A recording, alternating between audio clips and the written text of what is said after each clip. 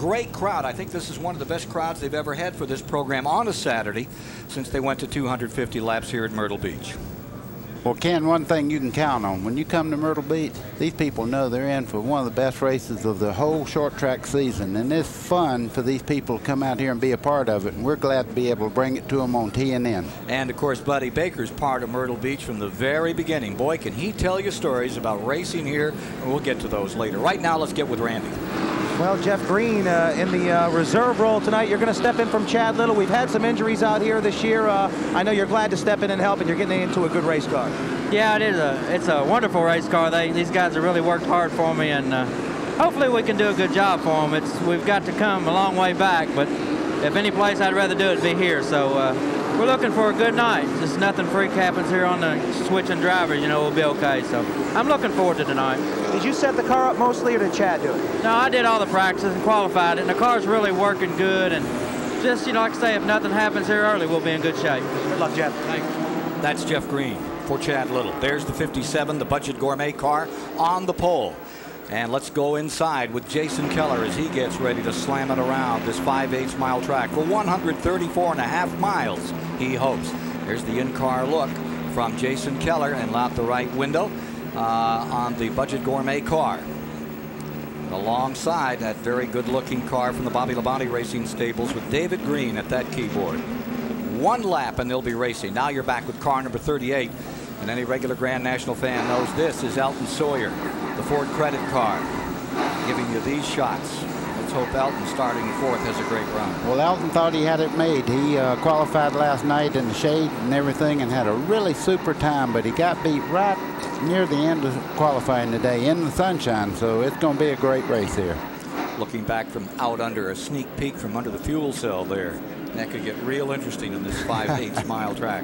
They do beat him up here, don't they, Bud? Oh, yeah, that's part of short track racing. You use a little nerfing, a little strategy, but you have to be real careful not to tear the car up to the point it won't drive well. So we're settling down for a start. Tire rule, one per position, 4 tires. If they flat spot them all the way around, then it's in the hands of the NASCAR inspector on pit road. Here we go, about 25 miles per hour tonight, down pit road, ready for the start. And we're racing live, Busch Grand National at Myrtle Beach, South Carolina. Well, Jason Keller got a nice start there. He's about 2 car lengths ahead of the 44 car, David Green, going down the back straightaway. Nice clean start. You see the black number 8 of Kenny Wallace rim riding high side up there in 5th position, trying for 4th and not making that spot. Well, Ken, that's one good thing about Myrtle Beach. You can run pretty fast on the outside. You see this dark rim right around the top part of the 8 car there. That is the preferred groove around this racetrack. Kenny Wallace shooting down the back straightaway and trying to pick up position to close into 4th and challenge Ricky Craven. Got it. That was really a good move there. Kenny Wallace just put on Elton Sawyer. He told us that he's going to do the Pocono race with us tomorrow. He said we're going to have to stay and tear his car down. He's going to win this thing, so we'll see what kind of prophet he is. Thanks a lot. Take a look further back in the field. Is Roy Payne, Donnie Allison prepared car, working with Rodney Combs in the 43. Well, Rodney Combs has been one of the fastest cars in practice. He really runs that low line. He gets off the corner super good. You'll see him close up on Roy Payne here. Well, just as I said, that Roy Payne put about a 4-hole shot on him coming out there, but he's running quite well. The 41 car you see right behind the French's Mustard car there, that's Rumley, the guy that won at Hickory last year. He's tremendous talent on a flat racetrack, and right behind him is Randy LaJoie moving up on the inside. Randy LaJoie, those drivers from up in the Northeast seem to have a problem qualifying, buddy, but once the race starts, they really get up in this thing. Of course, Craven's been here a couple of years. You told me they don't do much qualifying up there. They have to run practice races and stuff like that to qualify. Heat races. Yep. I ought to know that. I've been around since rocks. All right, we're through the first 5 without a caution. Look at this. Here's LaJoie down on the inside, making the charge under Johnny Rumley, who won at Hickory last year at yellow and green car. And Randy LaJoie. Well, every race we've been to this year, Randy LaJoie has done pretty much the same thing. He qualifies pretty far back, and then he comes right up to the front as the race goes on. He's a tremendous race car driver. You see him inching up on Rodney Combs there. He's trying to figure out whether he wants to go the high side or low side. Now we're going back to the lead cars here. Ricky Craven's under green going down the back straightaway. Yeah, there's Craven making a shot for second place. Ricky Craven, the point leader, is there, and with him is coming Kenny Wallace on the bottom side out of turn 4. If he keeps driving like that, we will be staying to watch him tear it down. He's really got the thing on the move here. Look at Kenny Wallace hugging the inside, about 4 feet down below the white line, which is where they've now made the line of this track. I don't think there's any more competitive racing in the United States today than the Busch Grand National Circuit. I really enjoy covering these things. These guys race like it's the last lap every lap out there. Watches Elton Sawyer. Battles with David Green. That's Elton Sawyer in the 38. The white car on the inside, the number 44. Right along. Hey, this is live on a Saturday night. We're in Myrtle Beach, South Carolina. They race this track every Saturday night. But this is special. And, of course, tomorrow, live on TNN, Pocono, Pennsylvania. Wallace is on the pole. Don't miss it. That right side doggy cam wants to draw his leg up there. That 44 is getting a little close on that right rear quarter panel. Now look at Bound, hugging the inside, right on the grass, pulls it up and gets a spot. Let's review the front of the field for you as they come by. Staying up on the point, it remains number 57, Jason Keller, youngest driver in the field.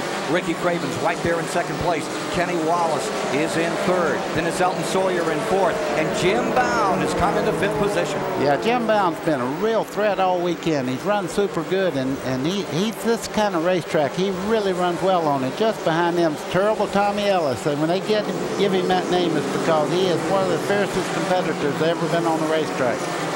Now look at this battle back here. Here's LaJoy all over the back of the number 27, Roy Payne.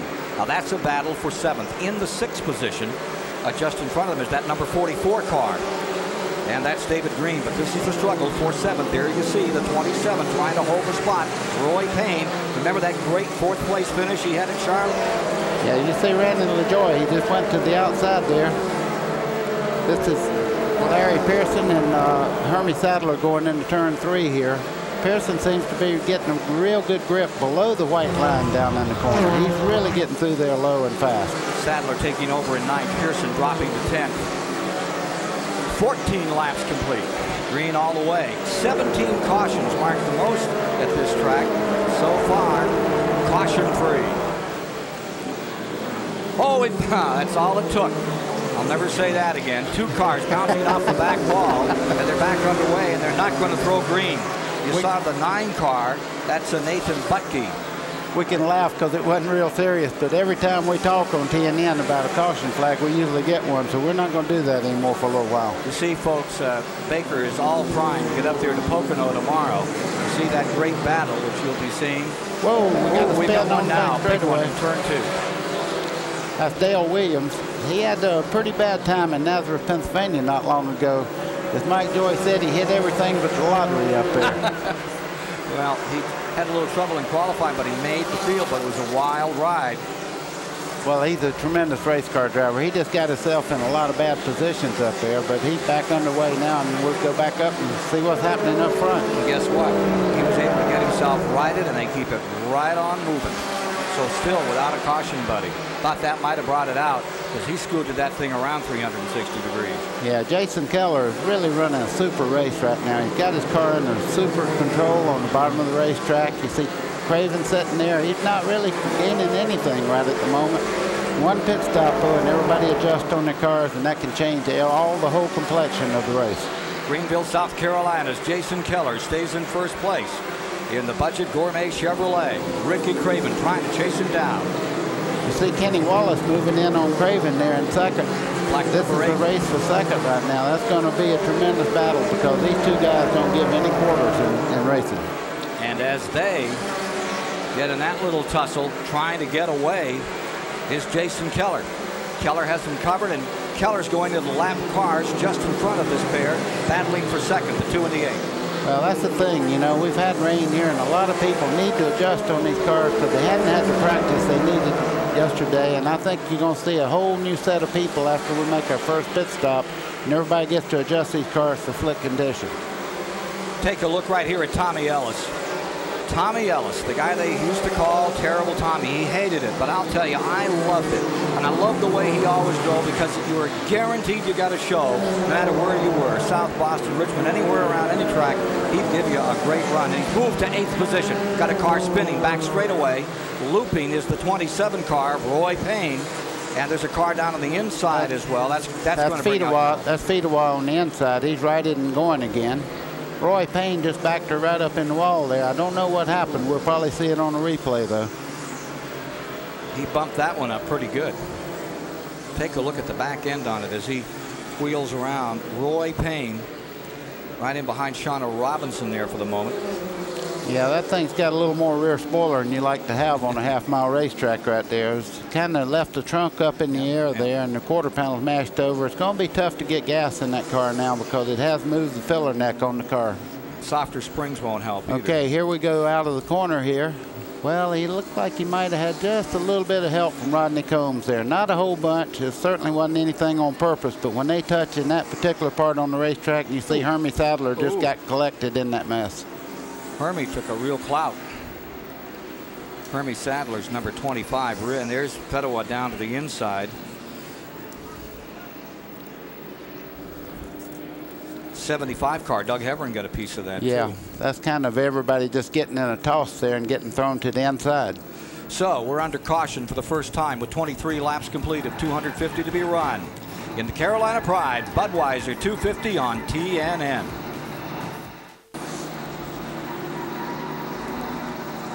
We're back with you at Myrtle Beach. That original Sears Die-Hard starting grid still has the same man on the pole.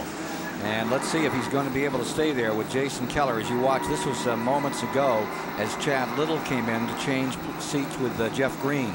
Chad, of course, with a broken leg and a broken shoulder from that crash at Charlotte, North Carolina. Now, here was the change made by Bobby Dotter in the 08. This has to be the most horrible time for these guys. In the car itself is not too bad, but getting out of that thing, that really hurts when people start tugging on you so you don't lose the lap. Coming down to get green once again, Tom Peck now in for Bobby Dotter, and as they come to the stripe, the leader is Keller. Ricky Craven is in second, Kenny Wallace in third as they reel him out. In that fourth spot where he started, Elton Sawyer right there. Boy, oh boy, that's Shauna Robinson caught on the outside there, and everybody trying to put her a lap down. In doing so. Randy LaJoy is on a steady march toward the front, but he's got a lot of company there. He's got Tommy Ellis right on his rear bumper coming out of the corner.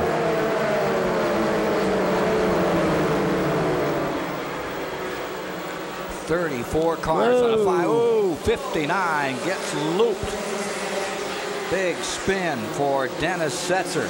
Looks like he and Larry Pearson got together just a little bit. And like I say, on that part of the racetrack, the center part of the corners, where you're trying to line it up and come off on the throttle to get hit the straightaway. And this real light right in that area will turn you right around. Lions trucking car for Dennis Setzer.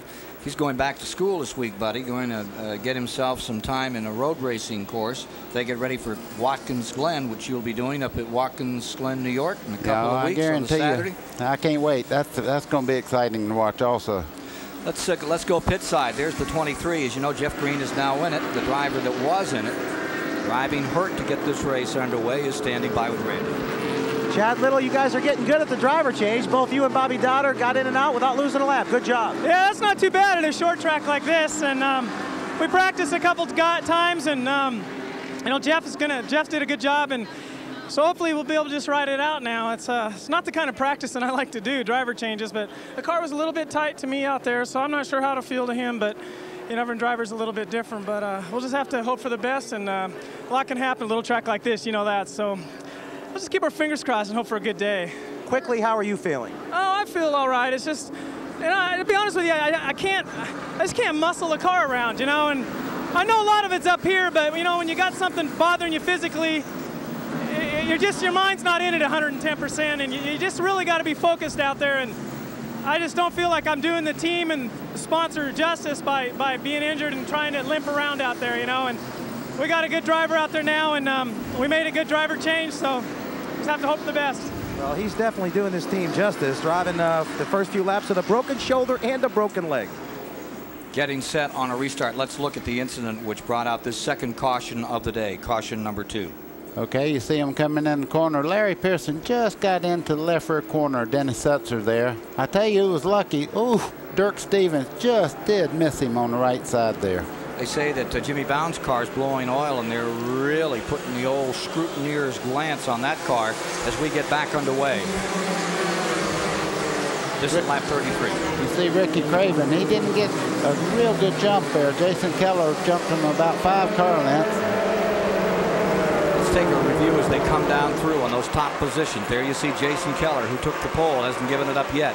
Craven's in second. Kenny Wallace is in third. And riding in the 4th spot is Elton Sawyer. Bound stays 5th, hanging on the bottom. Right with him in the 6th spot comes David Green. And up comes into 7th spot Randy LaJoy. And back there in 8th is Tommy Ellis. Rodney Combs rides 9th on the field. And the 10th position is Johnny Rumley.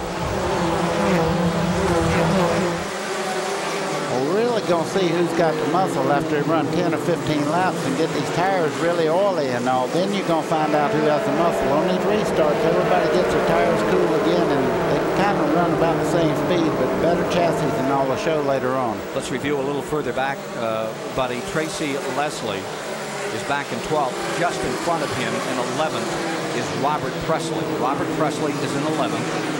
Then Larry Pearson comes into the picture now in 12th, and Tracy Leslie goes back to 13th. Got a change up in front, sliding high, bound on that yellow car and down to the inside. Here you see the 44, David Green, moving through. Boy, Randall LaJoy passed 2 cars there that are really good race cars right on the bottom. That car is hooked up. He's working on Green coming out on the back straightaway. Look at this car accelerate down the back straightaway. Randy LaJoy putting the heat on the Bobby Labonte car. David Green driving number 44. Down to the inside comes LaJoy. What a disappointing season so far. What are you going to do to turn things around out there, Randy?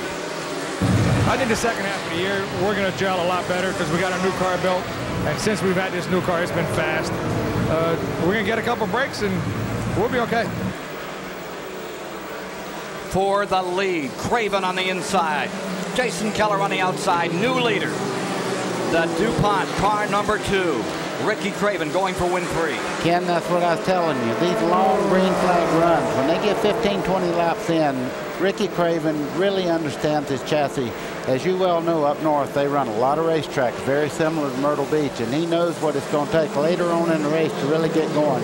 I wouldn't be a bit surprised to see him start walking away. First time he's led here at Myrtle Beach Speedway since '92. He had 13 laps that year. Here's Craven out in front by not by much over Jason Keller. Something's happened to Kenny Wallace. He's lost about 4 or 5 positions. You see right now, Randy LaJoy's got by him. Tommy Ellis is going by. I don't know whether he's lost the handle or if they're having some kind of mechanical problems, but he's definitely dropping back through the field now. The tires take an awful beating on this track, buddy. They really chew him up. Well, the big thing is when you get back in the throttle, you have to come into the throttle real easy or you light the rear tires up. That's why I was never too hot on these short tracks. I keep the rear wheel spinning all the way down the straightaway.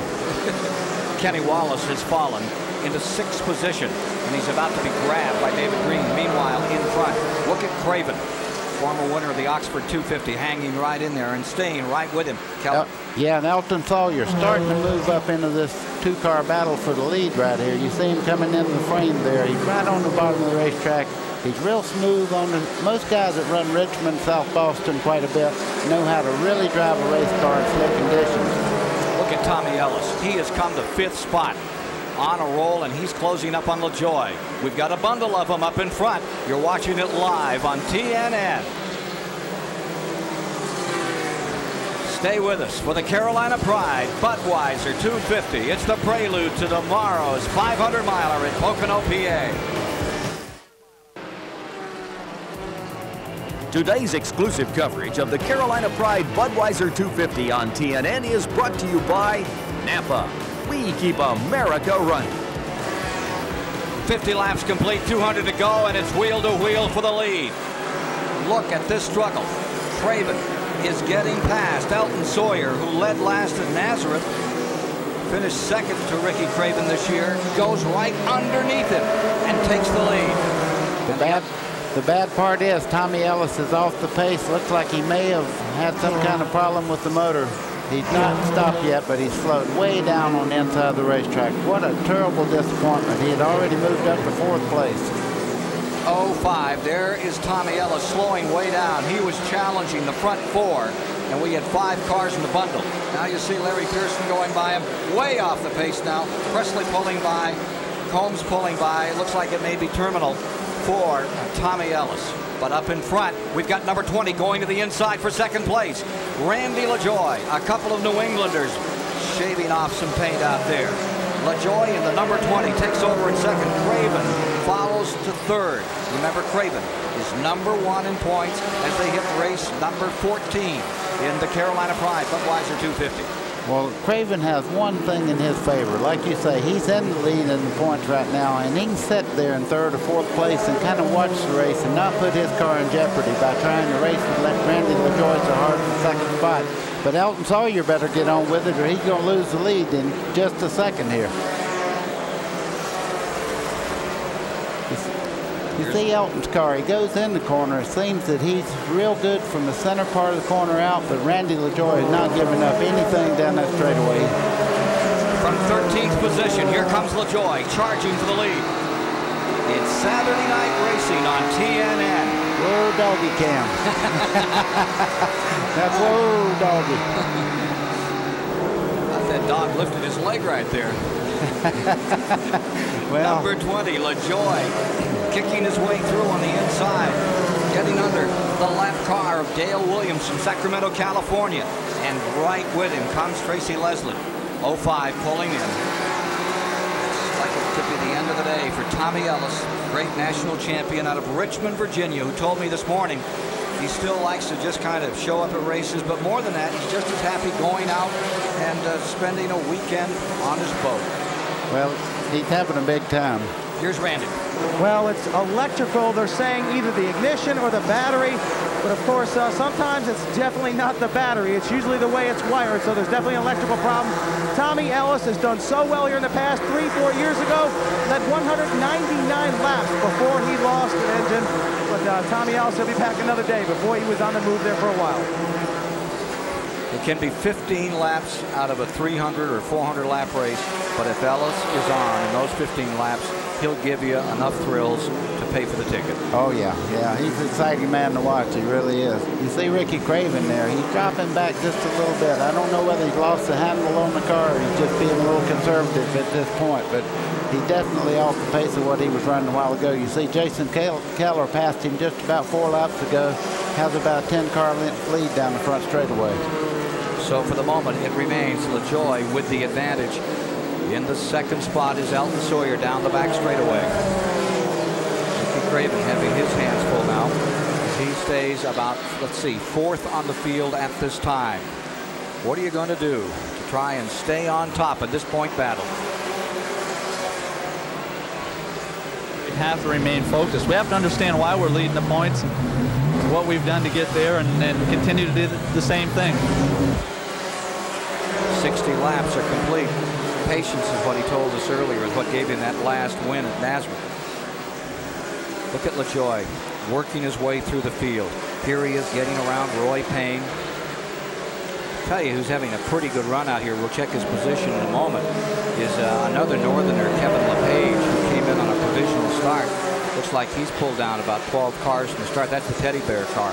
Yeah, but Elton Sawyer sitting right there behind Randy LaJoy, and I think he may be just as fast. I think he's taking care of the tires. You see how steady his hand is in the corner. He's not fighting that car. He's using every inch of suspension to make that car get through the corner.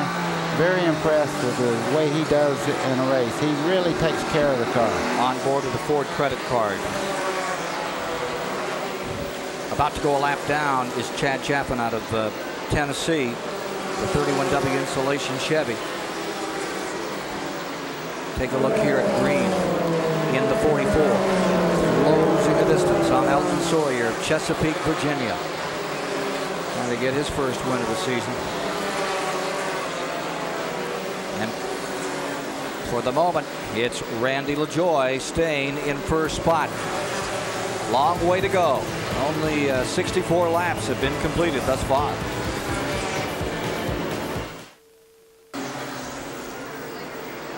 Some old-fashioned Saturday night action in turn 4. Fetterwell got spun around and got clipped pretty hard. Third caution of the race is now on the track. It's live here this evening on TNN. Join us tomorrow from Pocono, Pennsylvania at 12 noon as Rusty Wallace and Ricky Rudd will lead the field down in Winston Cup racing. Tonight it's Busch Grand National. There you see Fetterwell's number 55 that just got abused up here in the 4th turn. I think we'll get a chance to see again what happened to him out here in this skirmish.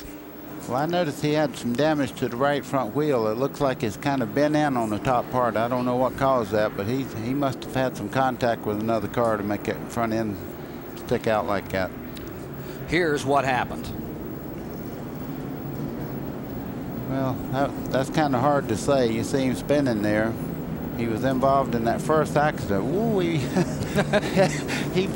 Tracy Leslie had one more coat of paint on that car, would have had another wreck. Another angle here. Well, it really does not look like he had any help, but if he, oh man, you talk about close. There's something from the Baker Advanced Driving School right there on part of Tracy Leslie. Things to do when it's over, let it be over. Don't get back on the throttle and run into somebody after you stop. That's your great line as we watch Kenny Wallace, right? Amazing what you can do with your eyes closed. Oh yeah, a lot of times it works. Here's Randy. Well, the bottom line is, guys, he just picked up a push, and that was quickly after the thing went green. About 15 to 20 laps in, picked up a push. The whole key to it is here, you only get one tire per position on the race car. So the bottom line is, when do you come in and change tires? Well, Kenny Wallace has already been in. So they adjusted it with air pressure, and hopefully he'll be a little bit better suited for this track right now. TIC financial car has been hurting out here, and Gil Martin has made those tire pressure changes. Well, Ken, he had a supercar. He went all the way up to 2nd place and then went back through the field. So it's something they can adjust. It's a small adjustment, and when you can run that fast for 10 or 12 laps and then fall back through the field. So maybe they got it now. Randy Pemberton is over there with Tommy Ellis. Well, folks, if you watched last week at Dover, you'll remember Tommy Ellis took a very hard lick, and to the credit to his crew, they fixed this automobile that he was out there with. It's the same exact car that came here. Tommy, you were absolutely flying. What happened? Man, we was awesome. Miss Luxair Chevrolet was running so damn good. I was just taking it easy. I had 2 more calls to pass to get the lead. I told my crew, I said, man, this is like stealing. I can't believe it's this easy. And all of a sudden, the motor let go. So we had a valve spring brake. Motor had a lot of miles on it, and we were trying to stretch it. Shouldn't have done it. We had a fresh one. I guess, you know, we're in a learning process with this team, and things are biting us, and it's hard to take. It makes it not any fun. But the Luxair Chevrolet was where it needed to be, and it was going to the front. I believe we'd have been at the end. Boy, you're not kidding. Thanks, Tommy. Don't you like him? Oh, you gotta like that, folks. I'm gonna tell you. That's the gentle version of Tommy Oh Ellis. yeah, that's. Hey, listen, this is Sunday school right there. This guy is a tremendous competitor, and I tell you, when I run up against him on short tracks, yep, I give him a little bit of room because he could get just as right as you could. Getting set on a restart here. Buddy Baker, I'm Ken Squire, Randy Pemberton, and we're standing by for more action at Myrtle Beach, South Carolina, just about ready for a go. And again tomorrow, weather permitting. We understand they've got rid of all the rain in 18 states over Pocono, Pennsylvania today. Poor Mike Joy and Darrell Waltrip. You're up there tomorrow with Michael. I want to know. Probably all talk all day about weather. They were all talking about going fishing. They were going to do it on the front straightaway, though. I don't like those kind of stories. But anyway, it'll be good tomorrow. You can bet on that. Here's Randy LaJoie bringing the field down, and as he does, with him in 2nd spot comes Elton Sawyer. Then the pole sitter is right there in 3rd as they come to green. Jason Keller. Green is out. In the 4th spot, it's Ricky Craven. Following in 5th, down to the turn number 1, you see Larry Pearson there, and the 63 car rounding out the group. Jim Bound still sticking right in there. Larry Pearson right behind, right with him. Pearson getting a nice jump there, moving up. You know, a lot of these cars made adjustments on the stop just now, and I think you're going to see a lot of race cars move up in the top 10 that you hadn't seen before. But I see Larry Pearson. He's running super well right now. He's right up under Craven going in the corner there. You see Randy LaJoie taking off, Jason Keller right behind him there. Kenny Wallace is coming back on pit road. Car number 8 that had been contesting for the lead earlier has pulled back into the pits, and they're going for tires on car number 8. What probably happened there is they couldn't tell which one was leaking down, so they just go ahead and change two right sides. I think under the green you can change as many as you please, but you're going to lose a couple of laps anytime you go in the pits here. This is happening to lap number 74. All right, you're riding with Elton Sawyer. He tries to close in on the blue number 20 of Randy LaJoie. If you're new to racing, you won't see it better than on a 5/8 track like Myrtle Beach, South Carolina. Coming down for a holiday in South Carolina, come to Myrtle Beach. They do this every Saturday night, but not with Grand National cars. Here comes Elton Sawyer on the inside, going in the third corner over here. But I guarantee you one thing, he'll have to earn that spot.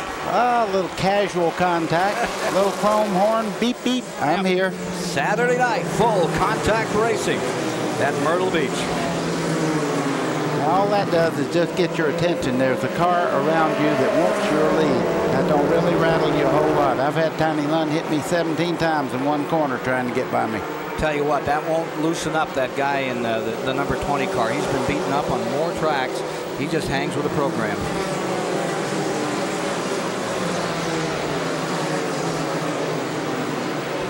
I think it bothered Elton Sawyer more than it did Randy LaJoie. See Roy Payne, that 27.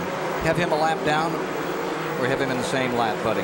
Well, you see Jason Keller there, the pole setter right on the bottom there. He's trying to hold off Craven, but Craven's really on the march right now. He's getting a good run up off the corner. Look at Fedewa trying to get one lap back from that spin a second ago. He's trying to get under LaJoie. What a good job he's doing. Young man out of Holt, Michigan. Oh, he's a racer. He goes for everything he can do. Not only is he a racer, but he's a third-gener. Look at him come up the outside. Man. His grandfather is in the Michigan Racing Hall of Fame, and his grandmother was the mechanic. Just beside them, you see Roy Payne moving up into the picture there. He wants to get his lap back. He was in an earlier spin. They've got the back of that car beat back down, tied down with bungee cords and everything else.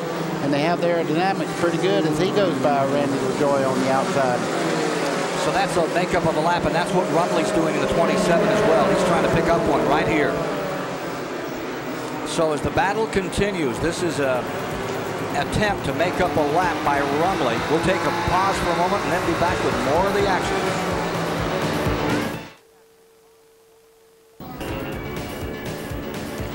Well, we're back with you. Myrtle Beach, South Carolina. Great place to spend a weekend. Buddy Baker spent a lot of weekends here. We won't get into that. Oh boy, I'm telling you, what a beautiful beach. When did you first come down here, Baker? Well, you seen that last little fishing dock there? Yep. It wasn't here when I come the first time. We're under caution, folks, as you can see. It is the fourth caution of the day, and we had some oil down up here in the fourth corner. People don't write in. I know that's a pier, but around my house we call it a dock. So, you know, I get letters for everything I say wrong, and boy, do I get letters. Well, I said something wrong, too. Let me tell you, I said Rumley was that's Roy Payne, and that Donnie Allison prepared car number 27. Let me make that correction right here and tell you also that at this point in our lap complete category, as we are in our fourth caution and they've got the oil truck out, or the speedy dry truck, 84 laps are now complete, buddy, well, with four caution periods, 166 laps remaining in the event. Tomorrow, TNN brings you race day live at 11:30 a.m. and at 8:30 p.m. Eastern. That's tomorrow on TNN.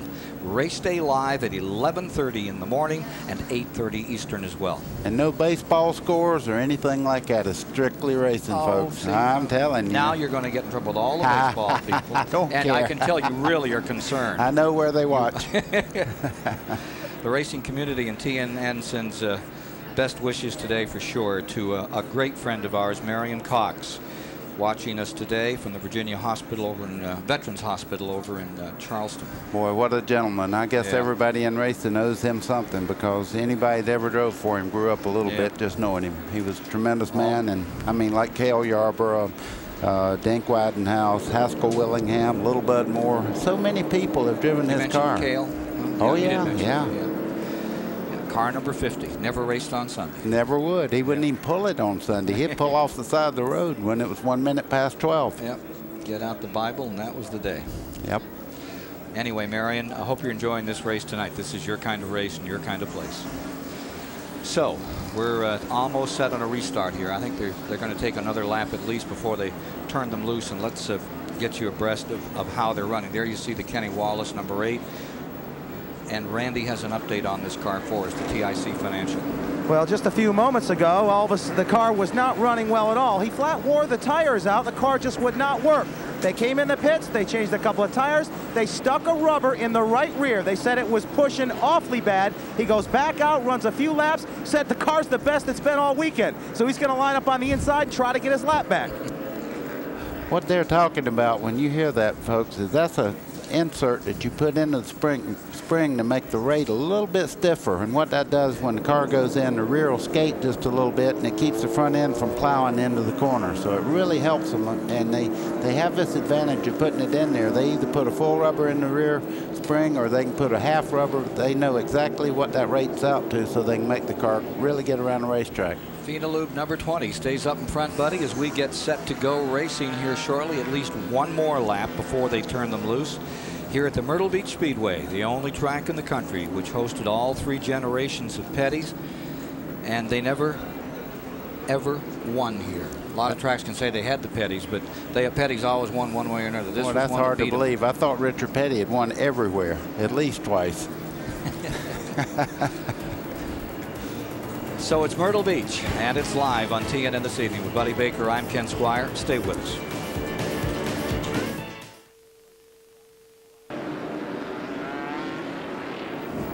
We're back and ready for a start. Here comes to the line Randy LaJoie in first. Elton Sawyer is there in second. In third is Ricky Craven. 3 wide down the front straightaway. Somebody had to give. I'm glad Randy LaJoie was looking at what he was doing just then. Boy, was he on the button on that one. Here comes Wallace in the 8th, trying to scrap back into this thing. With 26 cars in that lead lap. I think one of the big stories here is car number 71, Kevin LePage, from dead last, a provisional starter. He's up to 10th, and he's fighting for 9th as he tries to work his way through. There you see it.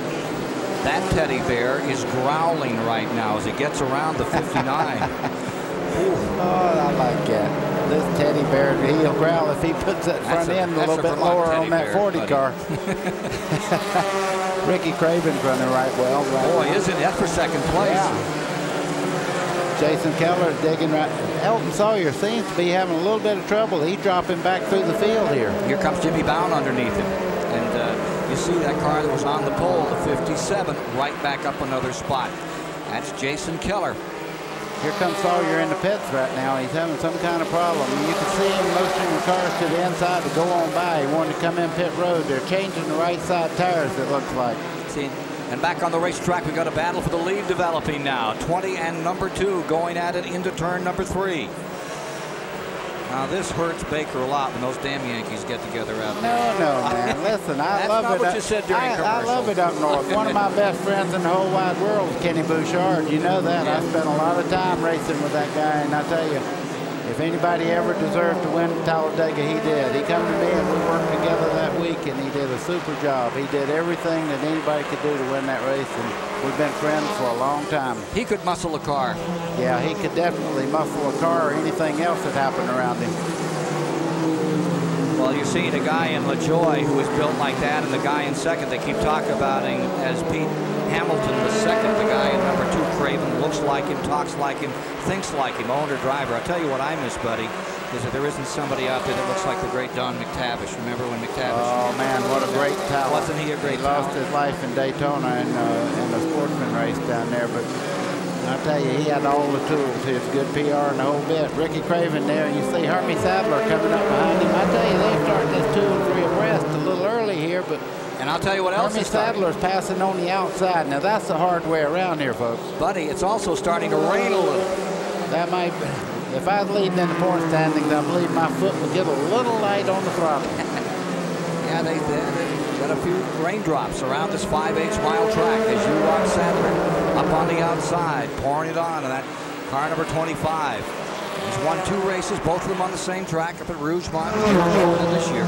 You see HERMIE SADLER's car, the minute the racetrack got ultra slick, he seemed to really have an advantage over Randy LaJoie, and the reason for that is I think he set his car up for later on in the race when the track was easy and the tire's worn out, but he is really flying around this racetrack right now. Trying to make up a lap and get in here again. Hermie Sadler. They have him up as the leader. Stand corrected on that. They're showing Sadler's first place. Yeah, I was fixing to say, if he got a lap down, he must have stopped on the back straightaway at the concession over there, because I had missed him any. Well, he's in first. He has swept around Craven. He's come around, worked his way past the LaJoie car, and you have a new leader, and it is Hermie Sadler going for his second win of the year. Boy, he looks like the late Ayrton Senna. When the rain started, he started moving on, as Hermie Sadler did. Now they put a lap on that number 71 car, which they had told us had been up in 10th. I'd be a little doubtful about that, or else he is backing up. Something's amiss on that number 71 of Kevin LePage. Elton Sawyer making a run. Dirk Stevens in the number 15 there with him. We need to go down to Randy and find out what's happened to Elton Sawyer. He's dropping back. Randy? Well, the bottom line is they came in and changed 2 tires after that restart under green. I came down here, checked with the crew, nothing wrong with the tires. NASCAR said that Elton jumped the gun on the green flag.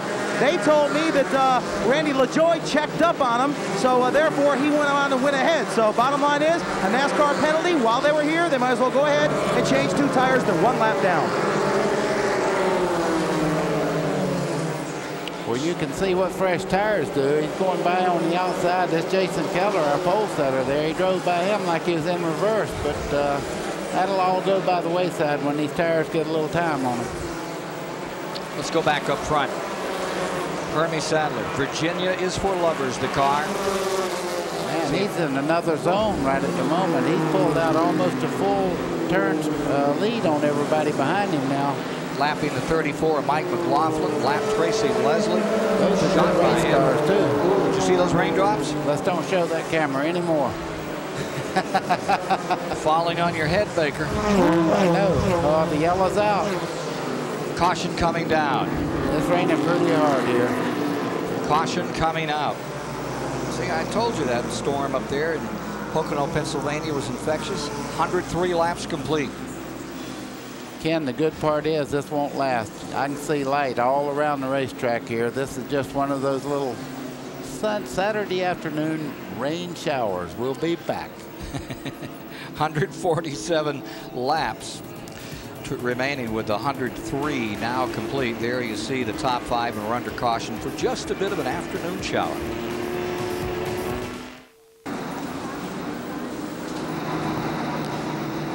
We're back with you. 111 laps completed. Myrtle Beach, South Carolina. The Carolina Pride Bud 250.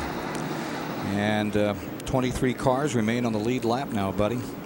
And we are having a little bit of a shower, so they've flown the caution for a few moments. What's that? Caution number 5? Yeah, you can see the clouds in the background there.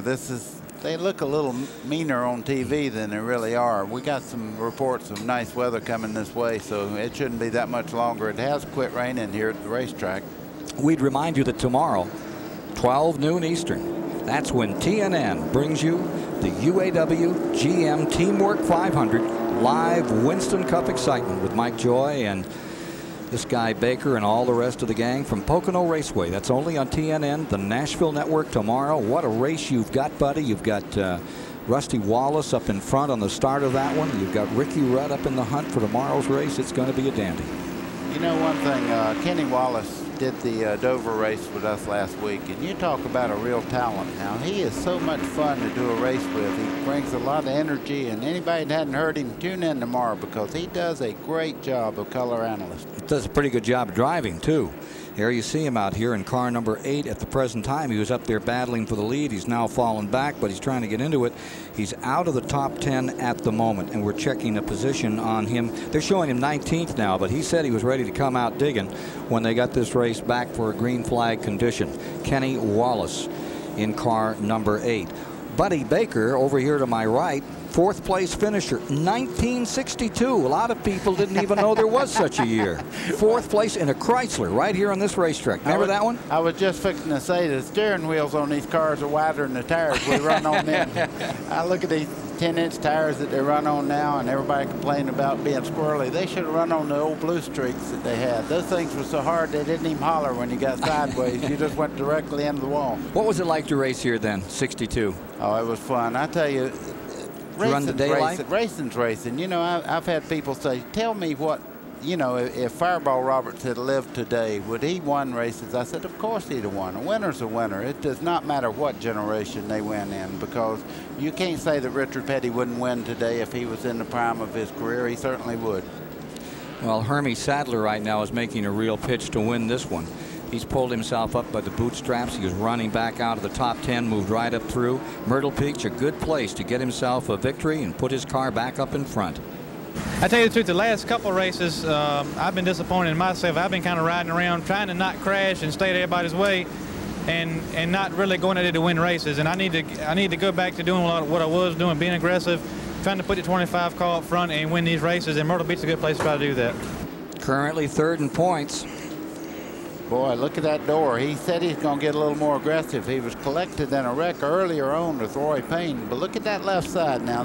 That really didn't hurt the running gear of this car, but it ate up on some sheet metal. Hey, we mentioned earlier, two drivers out here driving with broken shoulders. Dotter and Chad Little at the beginning, they both have gone to relief drivers to keep them up in the points. But I understand that there's some talk about changing the way the seats in these cars are put in so that the seat actually has a little more give. They put that new roll bar, that new bar that goes up behind the seat, and it's so stationary, buddy, that there's no flex in it. And they think that's why this problem's coming around. Well, I would like to see people like Bill Simpson and some of the other people who are very innovative as far as making things for race cars get involved in a seat program, because I think a lot of the injuries that are happening on the racetrack, they have good helmets and stuff now, but they need to really work on the seats and try to get these things where they take a little bit of the shock. As we look at the Napa Field update here, it seemed that it was just too rigid on those seats. There is the Napa Field update. It shows you the front five. We're about a lap away from getting this one cracking one more time. You see LaJoie all the way back to 6 now and looking further back through the field. And it was Chad Little who was saying they're seeking a little more flex, and they think it may take some of the injuries out of the shoulder part of this thing. Running order at 110 laps is what you're seeing on the screen here right now. We're showing the 118 laps complete on this 5/8 mile track. Hope you're enjoying TNN's live coverage. Kind of a prelude. See the Busch Grand National on Saturday. We've come to Myrtle Beach, South Carolina for it. Home of great stock car racing year in and year out. All those great drivers. Ned Jarrett did a whale of a job here. Paid for half of a car in one race out here years and years ago to get his career started. And even the ancient Buddy Baker came in here. And Thanks a lot. Give me my crutch. I'm going to hit you with it. Pace cars coming in, folks, and we're ready to go racing on a Saturday night in Myrtle Beach, South Carolina on TNN. The Virginian Hermie Sadler brings them to the line. Boy, like a shot out of a cannon. He's on the go again. Randy Porter's trying to get a lap back on the inside there. I don't believe he's going to put it on Hermie Sadler, though. Sadler's car is handling just too good. When I say that, they normally pass about 4 or 5 cars usually overpass the car I'm talking about like that. Hermie Sadler is running super good. Elton Sawyer just went down across the infield there to pass Pearson on the inside there. Pearson's running back in third, and Randy Porter, Greenville, South Carolina, having a very good run, stays right up here in the midst of this battle. As we dart in between the showers, here you see Elton Sawyer working the bottom of the racetrack in that number 38. He's running a very patient race. That's McLaughlin's car that's smoking so bad there. Mike McLaughlin's been smoking for about 15 or 20 laps. It looked like he might have had some ring problems or something in the car, because every time he backs off, it puffs smoke. Look at Larry Pearson, that black and yellow car sliding back. He made a good run on Sawyer and falls back right here. That's Dennis Setzer up under him there. I tell you right now, the very bottom of the racetrack seems to be the fastest way around here. You see Dennis Setzer there. I think probably one of the best flat track drivers in the country. Setzer. Watch him in that 59, that Alliance car, and he's smart as a whip. Young guy, ran those sportsman races. I think I was saying the other night that he'd won them. He always was the guy in second place. He's not going to be in second place in this stuff. I think you're going to see a lot of this. I think you're going to read a lot of articles about him later on because he has, as they say, the right tools to move right on up to the best in Western Cup. Almost 3 wide. Look at that, buddy. That's typical Myrtle Beach racing right there, where you get 2 or 3 of them. You see McLaughlin's car still smoking. Don't seem to be hurting the running of the car. He's right up with the front group there. There's the 59. That's Setzer taking another shot, and look at this front trio coming by. Sadler out in front.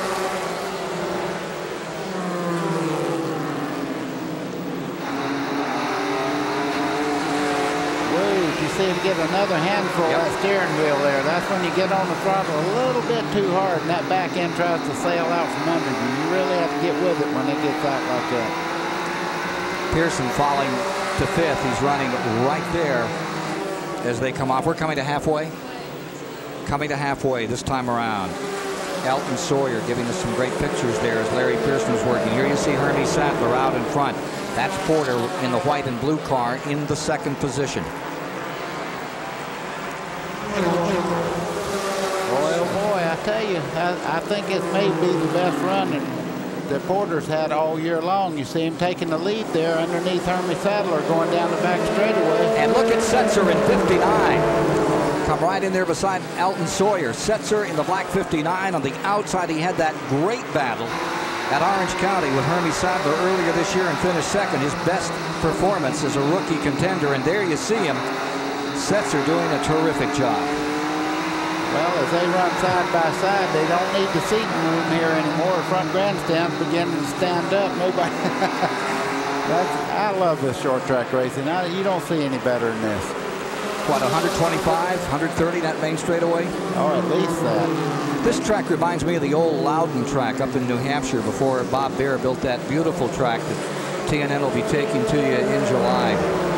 Look at this struggle. Look at Elton Sawyer moving up. He's almost in the infield with that left front. Look how much under the curbing there he was with the left front. He had most of the car underneath the white line getting in the corner there. And Sawyer takes the lead. Porter goes to second. Randy Porter. First race that he's had a crack at getting up in front and since back in 1986 Oxford, Maine. You see Ricky Craven there. He seems to be falling back. I don't know whether he's having a problem or not, but he's definitely off the pace right now. He is out of the top 10 at the present time. And he is backing up. Boy, are they scrambling trying to get by the lap car. Looks like they think they're going to get more rain. Here's the 9 car coming in that Mike Wallace gave such a great ride to. That's Nathan Butke aboard out of Randall, North Carolina. He's having trouble getting it back in the garage area. Now you see McLaughlin, that red and gold car, smoking on the outside as he skims it around the corner. Nathan Butke is going to be real lucky if he can get back around here. He may bring out a caution. I don't know whether momentum's going to bring him all the way around or not, but he's going very slow on the bottom part of the racetrack. Looks like he's cranked. Sadler's coming in. Hermie Sadler led for a while, now pulls on the pit road at number 25. Randy Pemberton's down there in the Sadler pits. You know, the bottom line is, guys, most of these top teams have already taken on their 1 tire per position. And if tires are falling off here in about 60 or so laps, what we're looking at here is over halfway to go. We may see green flag pit stops. Oh, they just changed the right side tires on Hermie's car. We may see more of this as the race goes on. We're going to see green flag pit stops and a lot of pressure on these pit crews to try and win this race. Sadler down the lap. The 9 car got itself in and stopped right at the top of pit road, and its pit crew had to rush up, and they'll be pushing it down. Here it comes. The FDP car. And here's that number 40, Dale Williams out of Sacramento. Here's Larry Pearson's number 92 that's a contender to win it all here today. He is currently being shown in second position, buddy. Give him second. We got him in second right now, and I tell you, he seems to be gaining just a little bit on Elton Sawyer, but Elton got such a big run there just a second ago. Look at Resendi's car here up under Pearson. It looks like it's been in World War II or III or whatever. That thing's eat up, I'm going to tell you, but it's running really good. Well, it's been since Atlanta that Pearson's had a crack at leading. He pulled it up for a moment and then went back the other way. This is his second start here. Back in '88, he was the second after 11 laps of the race, and then it backed up on. So Larry Pearson, for the moment, trying to get up there to fight for the lead with Randy Porter and Setzer. For the moment, he's having a handful.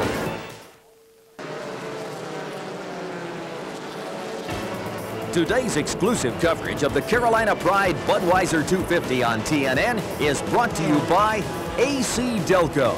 It's like buying time. Yep.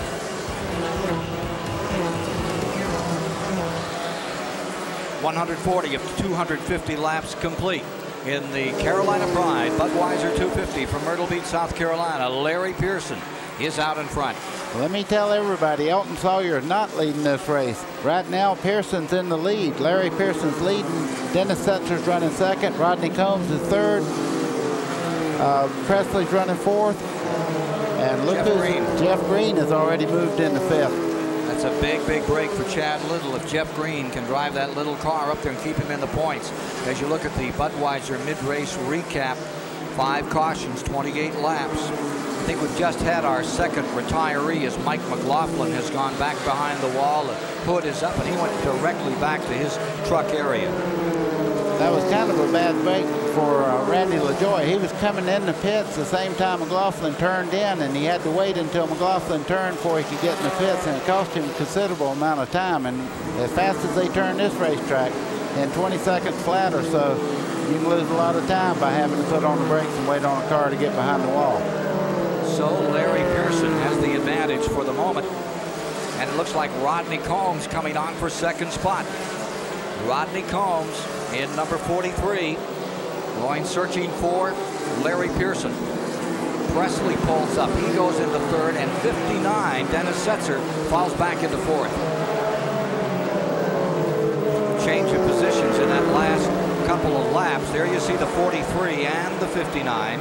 Boy, Robert Presley's hard in the gas. He's trying to get Combs right now. He runs really well. You talk about a guy that's going to move into a plus job. He's moving in to replace Harry Gant or take Harry Gant's place. I don't know if you ever could replace Harry Gant, but he's going to take over the driving chores next year on the Skull Bandit. And he is just exactly like Harry Gant. Super nice guy. Pushing himself around Johnny Rumley of Winston-Salem, North Carolina, in that 41 car. There you see Combs, the 43, and then the 99 of Presley as they close in on Larry Pearson. Yeah, Larry, I think right now just taking care of his tires, because we've seen most of the leaders make green flag stops. They're giving up so bad on long green stops that they feel they can change tires and actually make better time. There you see him from 20th position, rolling his way up through into third. Presley sorted him out, waited a while, and made his run.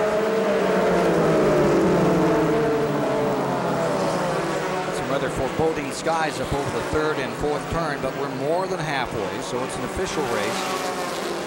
We watch Larry Pearson going down and getting himself stuffed into heavy traffic, and here comes Rodney Combs and Presley after it. They try to sort him out in the back straightaway. That's tight running. Moving in on Dale Williams in the 40, trying to put a lap on him and clear out. Wow, look at Rodney Combs move in there, and right behind him, Robert Presley. I think he learned so much from the Hickory Motor Speedway of how to get through traffic. Robert Presley probably as good as anybody when it really gets packed up around the front, moving in and out of traffic. I guarantee Rodney Combs right now is about the happiest man in Myrtle Beach also. They need a good run. As I say that, Robert Presley fighting on that rear quarter panel trying to get by. He's already been up the front end in an earlier little scuffle down the front straightaway here, but it didn't seem to hurt the car at all. The 15 back on the pit road. Dirk Stevens having his problems out here. Breeze Lightning. Ah, that's a good sponsor for a race car, don't you think? Sounds good anyhow. Sounds like a movie. Carolina Pride 250. Pearson trying to hold on to this lead, but he's under a heavy challenge from 3 others.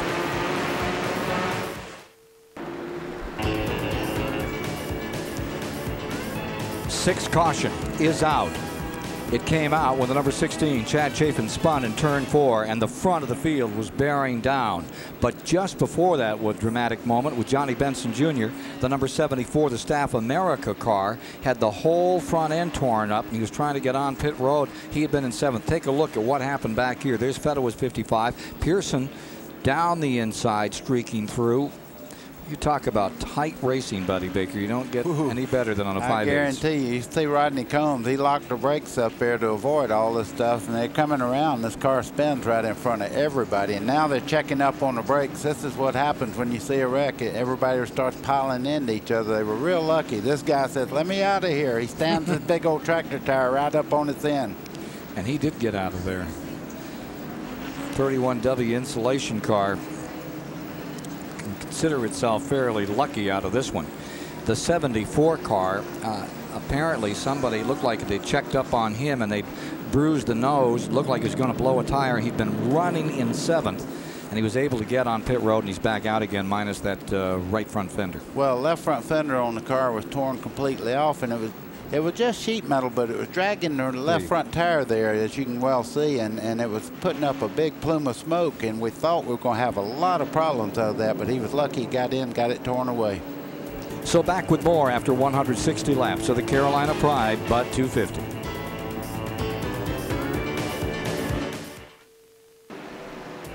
Today's exclusive coverage of the Carolina Pride Budweiser 250 on TNN is brought to you by Napa. We keep America running. As we come about, we have now completed in the Carolina Pride Bud 250, Myrtle Beach. Let's see, get us 162 laps in the books. Got about 87 laps to go. Randy, you got a little story we need to get to down to Randy in the pits. Yeah, I just want to document the fact that Hermie Sadler made up a lap on that. But we're talking about Larry Pearson. Hermie made up a lap under the caution there. But Larry Pearson, working without a crew chief, hasn't had one in a couple of weeks. He's basically setting the car up himself. He has a very, very good crew here. Gene Hicks is actually listed as the crew chief, but Larry is actually getting underneath the car, setting up the car. And I was just talking to the crew. He came up to the shop earlier this week, and they said they put a radical setup under this car. He said, we're either going to win this thing or finish dead last. Well, he's doing pretty good right now.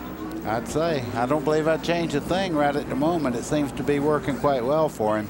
You know, he's a two-time champion in the Busch Grand National Series, and I'm sure they made a lot of notes that working with his father and all, I'm sure that he knows basically what goes under this race car. Hey, don't forget, coming up Saturday, June 25th, TNN televises the Phase 150 Busch Grand National Race, Watkins Glen, New York, on the road course, beginning at 2 p.m. Eastern, 1 o'clock Central. Live motorsports action here on TNN. Getting set on a restart with Pearson in first, Coombs in second, Presley third, Daughter will be fourth, Dennis Setzer follows him. Then in 6th, it's Keller. In 7th will be David Green. In 8th, Bound. In 9th is Doug Heverin. And Stevie Reeves rounds out the top 10. Jeff Green in the Chad Little cars back there in 11th. Randy Porter is 12th. Elton Sawyer now 13th. We'll see Kenny Wallace coming out of 14th. Resendez is in 15th. Hermie Sadler in 16th. We're showing 16 cars on the lead lap as we get ready to fire them up another time. A lap down in the 17th position would be Fedewa in the number 55 car. And then following him as we come to the green is car number 6, Tommy Houston, and then the number 74 is in 19th with LePage back in 20th. Boy, Larry Pearson got a great start, but Rodney Combs is right up on his back bumper. Look at Ricky Craven, though. He's coming up out of that corner like a rocket. These starts like it is very important not to get caught up with lap traffic. Oh, we have a spin up here. Dennis Setzer getting caught out of turn number 4. And he's underway again. No caution coming on. And all the way to the rear goes Dennis Setzer in the Alliance trucking car. The good part of that, he didn't really hurt anything on the race car other than just spinning around, but it does put him in the back of the field, and that means he's got terrible track position trying to make up and get back up to the front.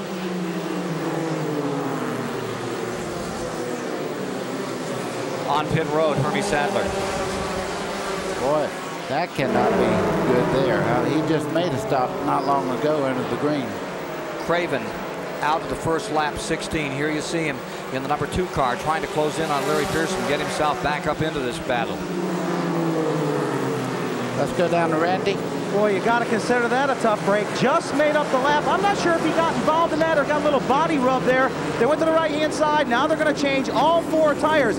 Talking with Pearson earlier, they were thinking about pitting exactly after a green flag start.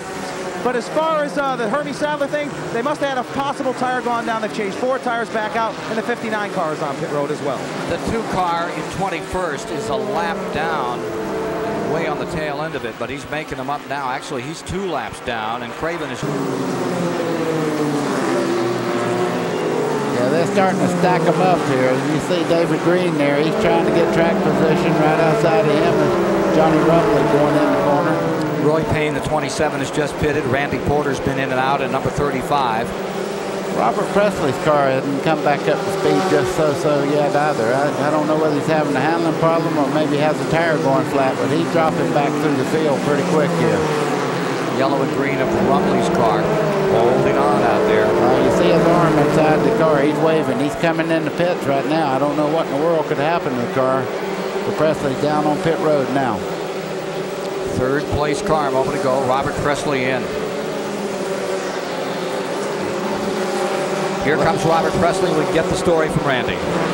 Well, he's got David Iff, the Winston Cup crew chief, now with this team. They're awaiting Robert Presley's arrival. He stops the car. I thought for a second, well, they're going to clean the grill. David Iff is going in the front. They're going to change right-hand side tires. A lot of damage on the front hood.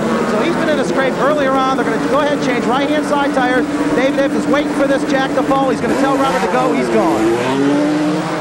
So there's Presley bringing the Lumina back out. Let's take a look at the front of the field. There you see Larry Pearson showing the way, and right behind him comes Rodney Combs. Then you've got some lap cars in there. That 74, Johnny Benson, trying to get some laps made up. The daughter car, new driver in that car now. More on the story after this message. We're back with you at Myrtle Beach, South Carolina, in the Carolina Pride Bud 250. 179 complete, 71 laps remain to decide this encounter, with Larry Pearson continuing to lead. In the 2nd position is now Rodney Combs, and 3rd is Tom Peck in that car. It was the Bobby Daughter 08. He took over early on for the injured daughter, and he's doing a whale of a job up there. Yeah, you certainly want to give a great call for Tom Peck. He's in a strange car, and right up there in the front, he's in 3rd place. You know, you never like, oh, Randy LaJoie hits a tire barrier coming off 4. Slammed it hard. You can see he pushed those 2 big truck tires out in there. He's got down on the inside. Car went sideways on him. He may have gotten some help, and he took off a snout, I would think. Boy, that was a hard hit. How can that car even roll? That was a hard lick. He hit hard enough so it rotated him all the way around 360 degrees out of the sheer momentum of tagging that wall sideways. Tough car. I think the replays will be pretty interesting on that little wreck there, because he might have had some help. That's a strange place to get into that tire barrier without a little bit of help. And those tires really must have saved him. Take another look. You see Dennis Setzer right behind him there. They just make a little bit of contact there, just enough to set LaJoie right into that tire barrier. Tremendous amount of damage to the front of the Fina car. Tires saved the day.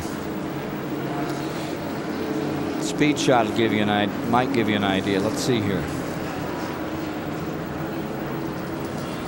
Those tires did exactly what they're there for. They worked. That's like the water barriers at Charlotte. I don't know how many people those things have saved, but those tires did their job. Now they got to go back out there and get them in position, but that really saved that boy just then. And if it hit that wall in the driver's door, it could have ripped it in half. Down to Randy. Well, the crews were talking, both teams that were involved in that wreck. Ricky Pearson over here talking to the Fina team. Seemed like a civil discussion. I don't know exactly what they settled, but Randy LaJoie's team waiting for him to arrive on pit road, and Bob Johnson, the crew chief, talking to him right now. Absolutely heavy damage on that car. They're going to try and bring it in and fix it. That's all they can do. Without those tires, that would have been the clipping more. Here is another angle still.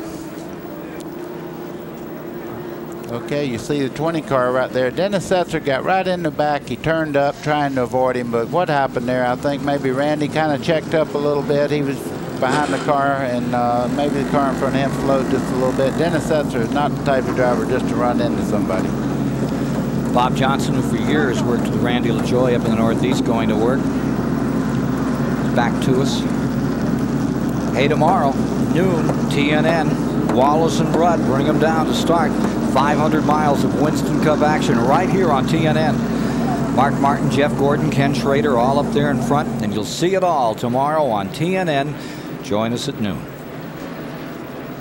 We'll take a quick break here and then get back for more of the Carolina Pride Bud 250 Busch Grand National action.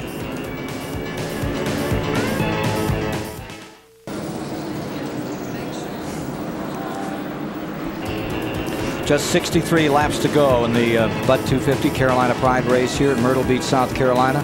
7th caution right now as they continue to work on car number 20, and the word is out that up in Pocono, Pennsylvania, the Sportsman ARCA races, which you were to see this afternoon, canceled. They will be rescheduled for Thursday, July 14th, up there at the 2.5 mile track where the action is tomorrow.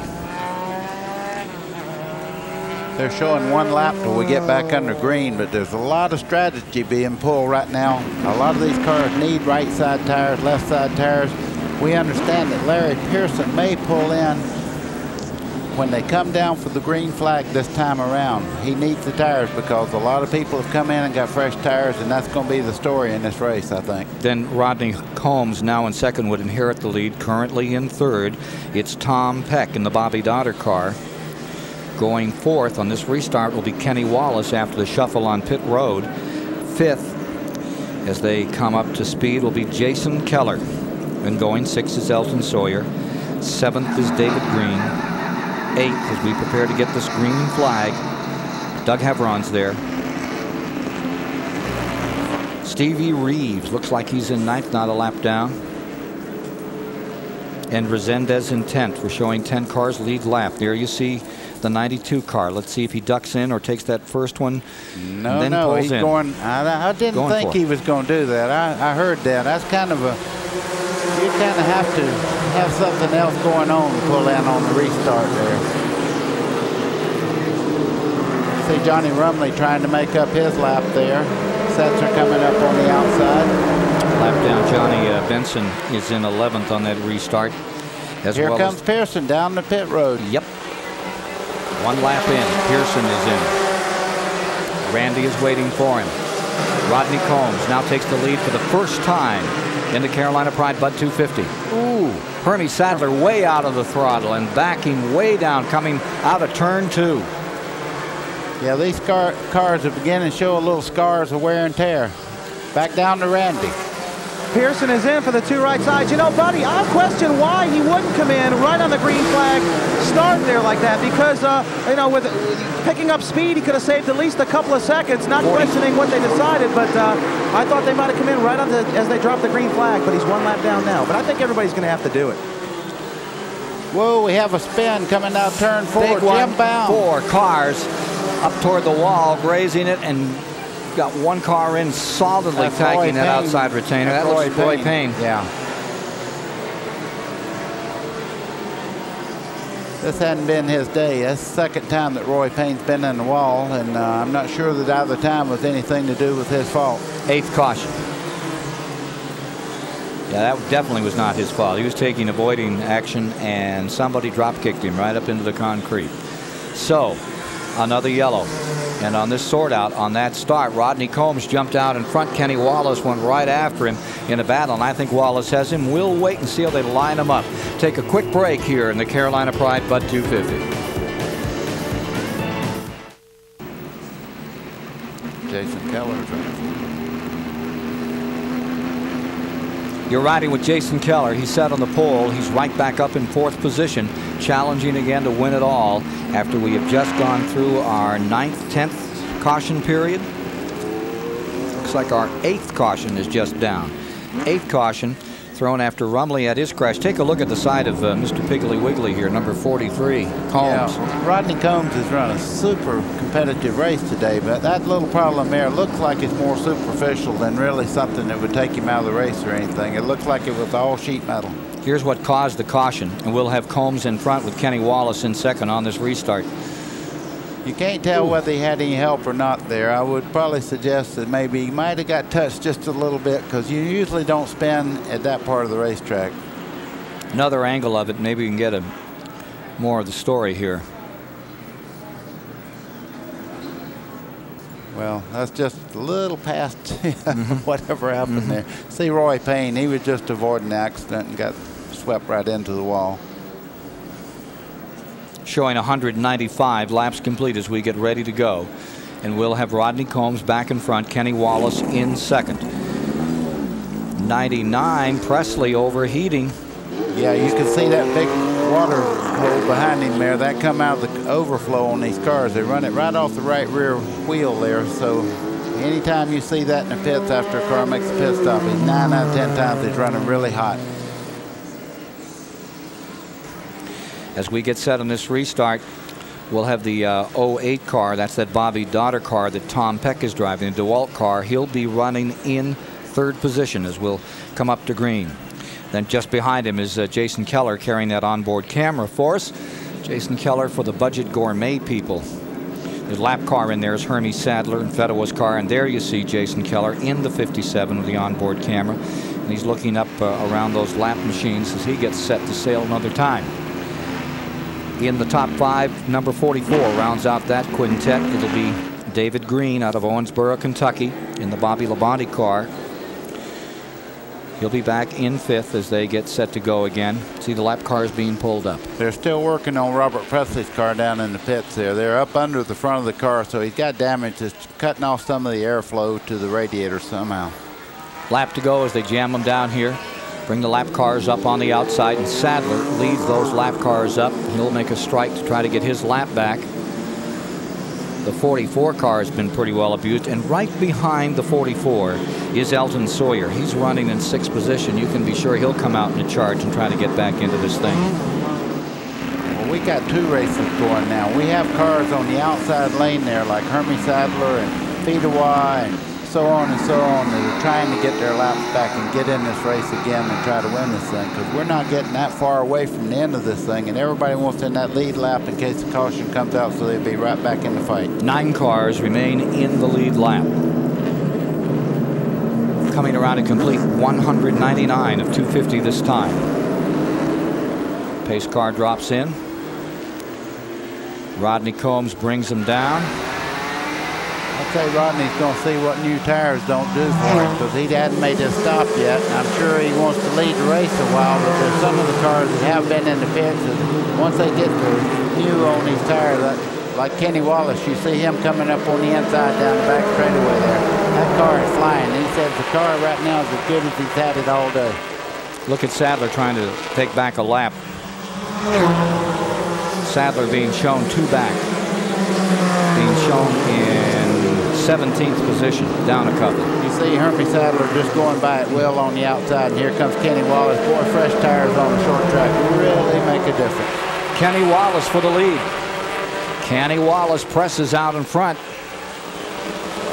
Rodney Combs settles into second. Fedewa's 55. That car 2 a lap back.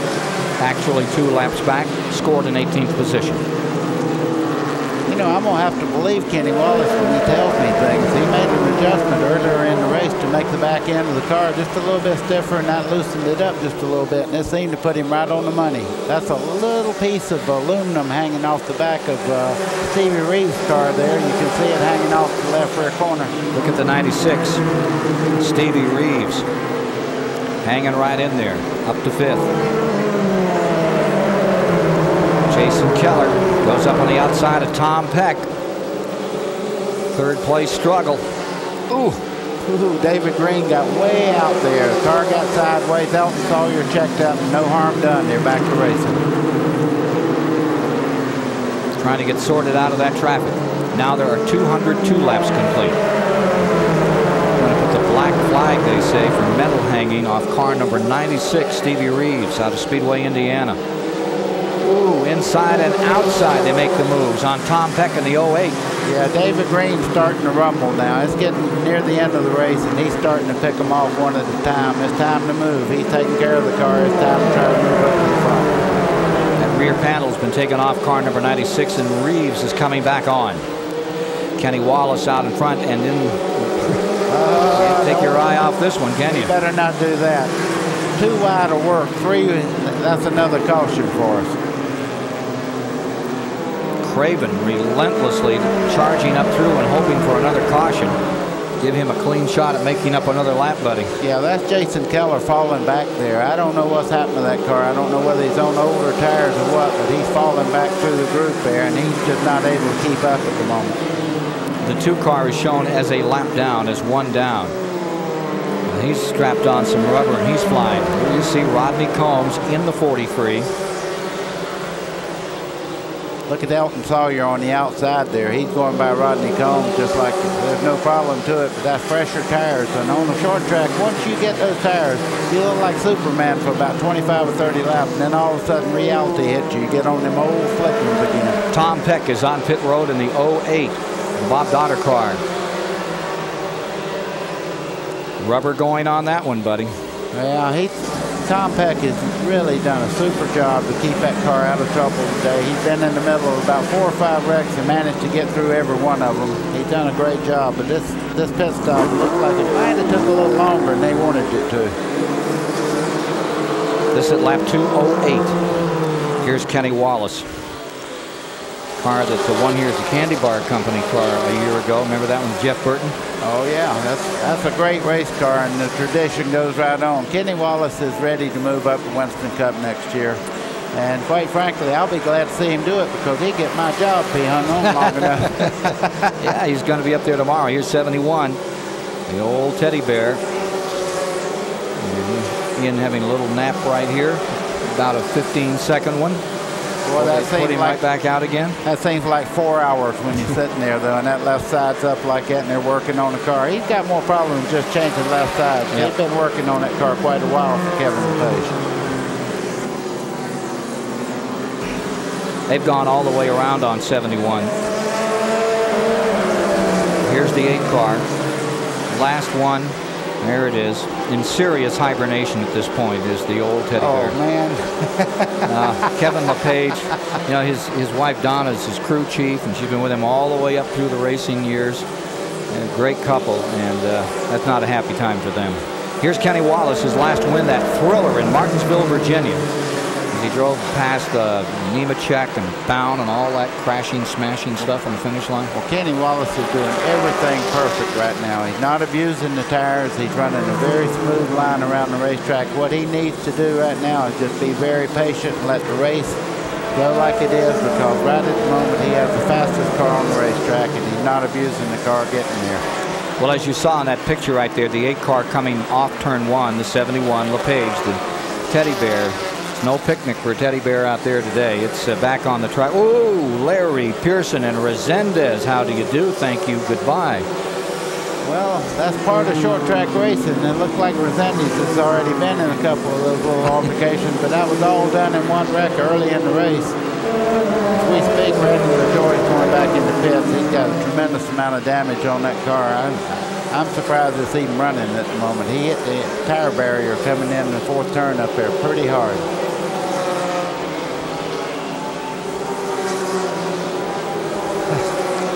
That 46 car, they're all beginning to take on the look of a quarter-mile track here. Yeah, Doggy Camp getting an eyeful right there.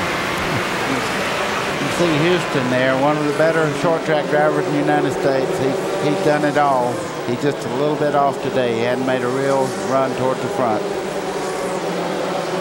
The interval first to second now stands at 4 3/10 seconds. 212 complete.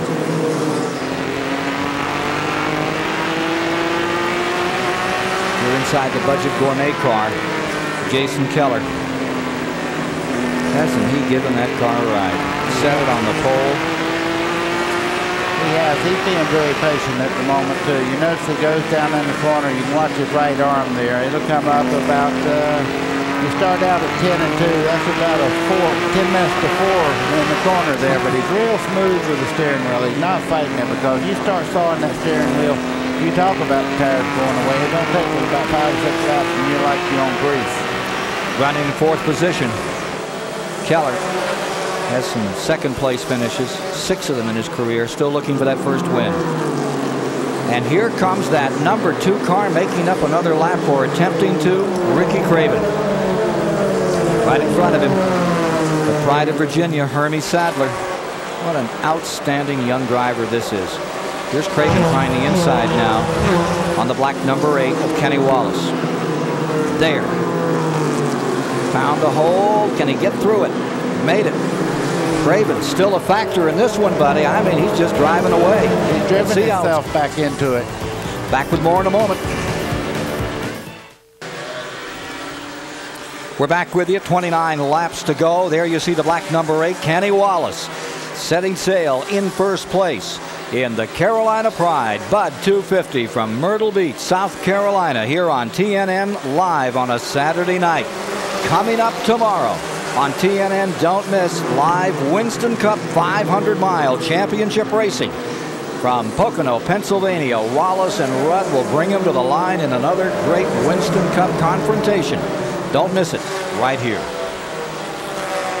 Well, on this sort out, it's still Kenny Wallace's race to lose. He's got that first place spot. He's trying to hold on. You remember that Rodney Combs was running a real close second just a little while. He's a lap down already. That's the difference in making your tire stops at the right time. You've seen Kenny Wallace just go by him with a little or no effort. He's about to put another really good car down. Our pole winner, Jason Keller, another lap down. And we should mention that Craven has made up those 2 laps. It's official. He's back in that lead lap. And, of course, he is now praying to see one more caution come out. That's the last thing Kenny Wallace wants to see. You bet on that. Both of them are praying for different ends of this deal. You can believe that. The Lord is torn. Well, look at Rodney Combs trying to get that lap back, and the inside seems to be the way to do it. That's where Craven found it, down to the bottom there. Well, Kenny's got to be really careful not to let anybody rattle him right now. Pick up that throttle nice and smooth up out of the corner and not really saw around on that steering wheel. I don't think Rodney's going to make that lap up. If he does, so what? I mean, he's just back in the same lap again. But the interesting situation is you look at that white car back there just behind the 43. That's the second place car. And there lies the story for the moment. As number 38, Elton Sawyer of Chesapeake, Virginia, giving these pictures in the Ford credit car, goes after Kenny Wallace. Well, he almost won the race in Nazareth, Pennsylvania. I think he ran out of laps there. He had a superior car right near the end of the race, but just couldn't make her all work. But he has really pulled down on Kenny Wallace right now. If he gets up to him, we're going to have an exciting finish to this race. Well, there you see. Remember, this 43 is trying to make up a lap. Got it right there. Will he keep it? He does indeed. Kenny Wallace stays in first. But here comes Sawyer challenging for the lead. Did you see Kenny Wallace's car turn completely sideways up off that corner? Now that's the danger of this. If he starts to really try to overdrive the car now, he really will get the tires hot. New leader, buddy, is Elton Sawyer of Chesapeake, Virginia. He qualified 4th. He's on his way. He's got the lead for the moment. Lap 232. Elton's in front. 181 starts since Elton Sawyer won a Grand National race. Will it turn around today? This one isn't over, and there have been so many lead changes thus far. That would be the, what, 11th lead change among 8. Well, they're going to update that to say 10 drivers. Wow, pretty good show. You bet on that. Laps.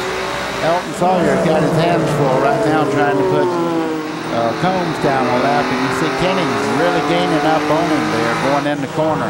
Now he has to be real careful himself. One little slip and Kenny get back up under him. He has to abuse his tires to get back by Kenny Wallace again. So he's got to drive the car. It's his race to give away or win one. Brad Aiken's car looking strong for Elton Sawyer. Boy, that's a tremendous shot. We know where to put our cameras. We go racing with the guy leading the race here. Right.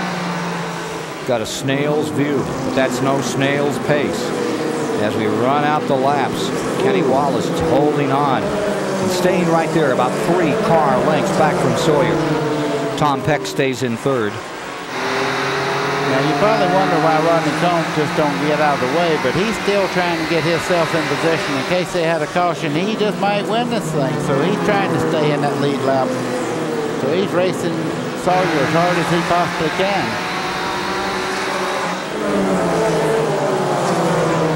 There you see the second place car, Elton Sawyer. Now showing third, Jason Keller. Up to fourth, Doug Heveron in the 75 is having a great day. And that should bring, well, I'd almost say Robert Presley back up. Remember, he was in for a while.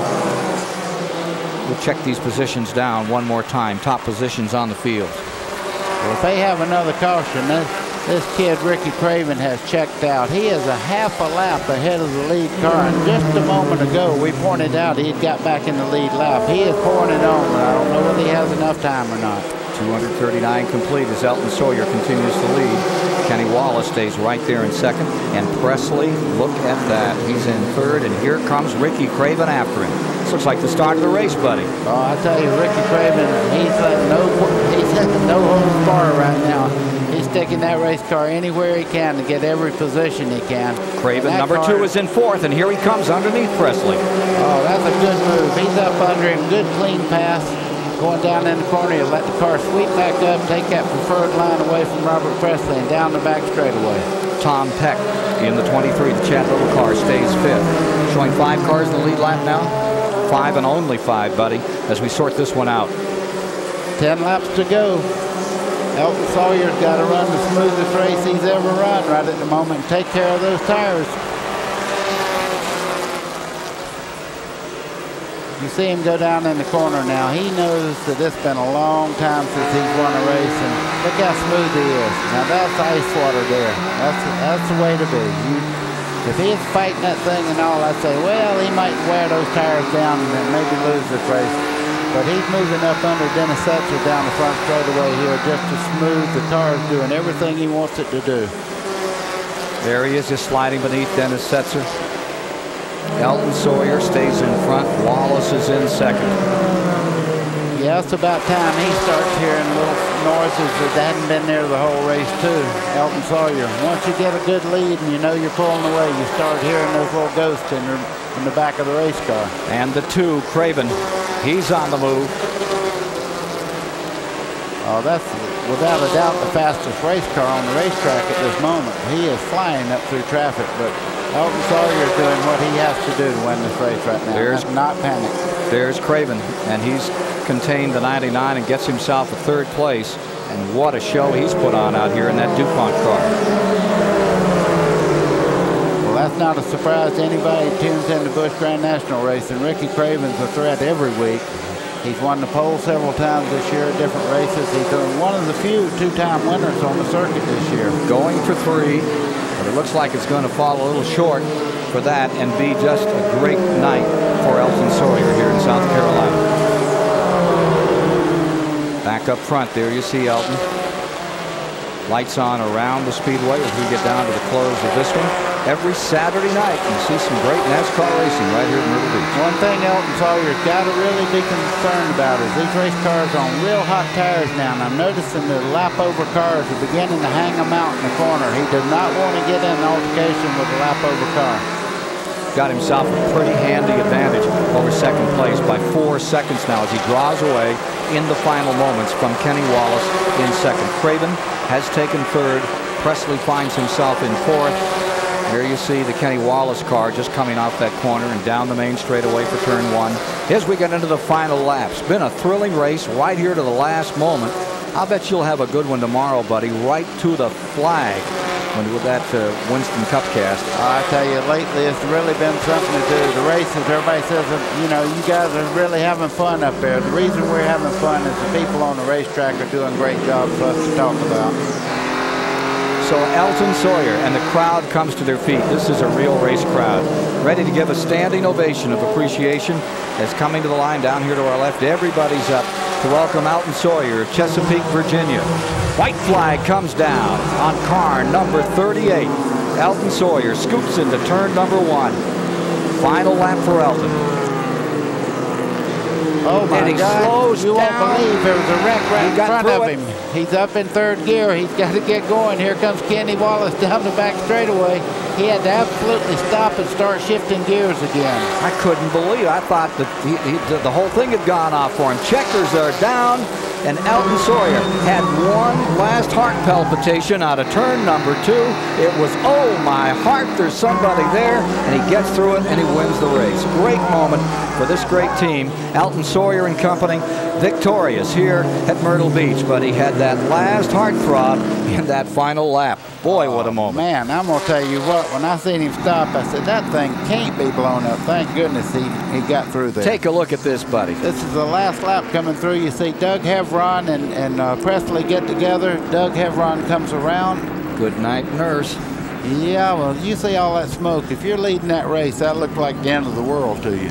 It could have been the end of the world. Look at Elton Sawyer. He's shifting gears there. He had actually stopped further back down the racetrack here and shifted and then started back running again because he could see Wallace coming. Pumping those pedals like it was an old church organ. You got it. Elton Sawyer pulls it off. You'll meet him in Victory Lane here on TNN after his successful jaunt. Today's exclusive coverage of the Carolina Pride Budweiser 250 on TNN has been brought to you by Smooth Busch Beer and Easy Drinking Busch Light. Busch, the official beer of NASCAR. It was back before it was Grand National as such today when Elton Sawyer scored a victory. He's had 6 second-place finishes, but today he's really put the capper on this one with a brilliant ride here in Myrtle Beach, South Carolina. Let's go down for our Stanley Winner's Circle interview with Elton Sawyer. Elton Sawyer, let me shake your hand. Congratulations. A great day for you and your entire team. You guys have worked long and hard for this. Well, thank you, Randy. Really appreciate it. Thanks, Mike. I just can't say enough about this whole Ford Credit Red Carpet Lease team. You know, first part of the year, things looked pretty slim. You know, I thought I was going to have to go back to BD's and start carrying tires again. But BD, good luck tomorrow, buddy. But I'm going to be home resting. Guys really did a heck of a job. Bob called one super race. You know, I really made a big mistake there, and I don't know if Randy just didn't get a good start, but I jumped underneath him. It was my fault, and you know, I had to get these guys back to victory lane. But this feels great. It gave us a little thrill on the last lap there too. What was that all about? Well, I noticed we got away from Kenny just a little bit, and those guys were really racing hard in front of us. They were racing for a position. I just didn't want to, you know, get tied up in anything. If I had to stop to miss them, that's what I'd have done. Patty Moise's wife, of course, standing by. This whole entire team. Patty, I know you got to be thrilled for this young man. I'm so happy for him. You know, he's been in a position to be able to win some races and just had freaky things happen.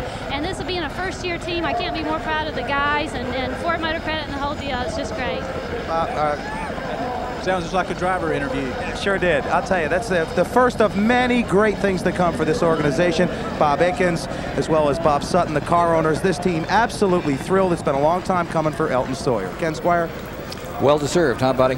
Oh, yeah. Can you imagine having a wife that drives a race car? Can you imagine the conversation they must have at the dinner table tonight? Can you imagine? Yes, I can. They're both good, I'll tell you that.